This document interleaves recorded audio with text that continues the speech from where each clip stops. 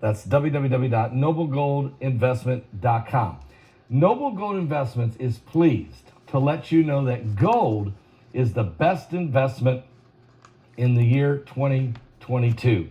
According to the longtermtrends.net, gold has actually outperformed the S&P 500, the Dow Jones, and Bitcoin for the year 2022.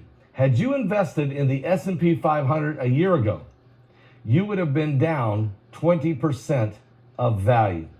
Had you invested in Bitcoin last January, you would be down 65%. And if you invested in the Dow Jones last January, you would be down 10%.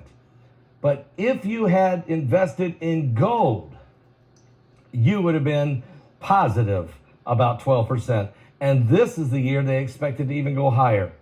While the world was busy hailing after other assets as the real hedge, gold and silver are the only assets that would have protected your wealth.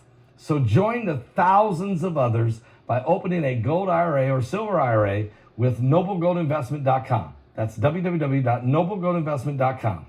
And if you do it before the end of this month, they will bag you a free 1/4 of an ounce American Gold Eagle coin with every qualifying IRA of $50,000 more. Here it is. This is 1/4 of an ounce pure gold American Eagle coin. Amazing. You wouldn't believe it how heavy this thing is it's just unbelievable. But yeah, it's 1/4 of an ounce, and it's gold, and it could be yours for free. So while you're investing, you're rolling over that 401k or investing some of your savings into gold IRA, protecting your money, actually, and it will grow, it will expand, you will grow your money instead of losing it in these other areas that's been happening to the people for some time now. All right, Noble Gold Investment. From the Wall Street Journal, the Justice Department considered but rejected a role in the Biden document search. So the article reads like this. The Justice Department considered having FBI agents monitor a search by President Biden's lawyers for classified documents at his homes, but quickly decided against it, both to avoid complicating later stages of the investigation and because Mr. Biden's attorneys had quickly turned over a first batch and were cooperating, according to people familiar with the matter. After Mr. Biden's lawyers discovered documents marked as classified dating from his term as vice president at an office where he used at a Washington-based think tank on November the 2nd, the Justice Department opened an inquiry into why and how they got there. President Biden's legal team prepared to search his other properties for any similar documents and discussed with the Justice Department the prospect of having FBI agents present while President Biden's lawyers conducted the additional searches. Instead, the two sides agreed that President Biden's personal attorneys would inspect the homes, then notify the Justice Department as soon as they identified any other potential classified records, and arrange for law enforcement authorities to take them.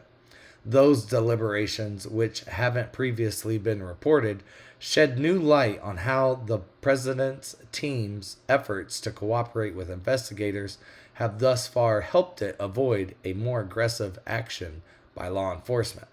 In the weeks since news reports first surfaced about the documents, the incident has drawn parallels to the discovery of much larger number of documents at former President Donald Trump's Mar-a-Lago home in Florida, which federal agents obtained a warrant to search in August after more than a year of negotiations between Mr. Trump's lawyers, the National Archives, and the Justice Department, and after President Trump's lawyers said all documents had been returned. President Trump's supporters have accused the Justice Department of a double standard in treatment.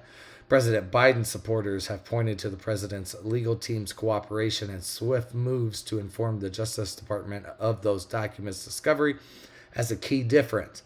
President Biden has said he doesn't know what the documents are or how they wound up in those places. And as always, I'll leave a link for the article in the video's description, but Also, President Trump had presidency. I guess he had declassification powers. And these documents are from Joe Biden's time as vice presidency. And I don't think the vice president has power to declassify documents. So it's interesting that the Wall Street Journal didn't even cover that in their article. But I just wanted to put that out there.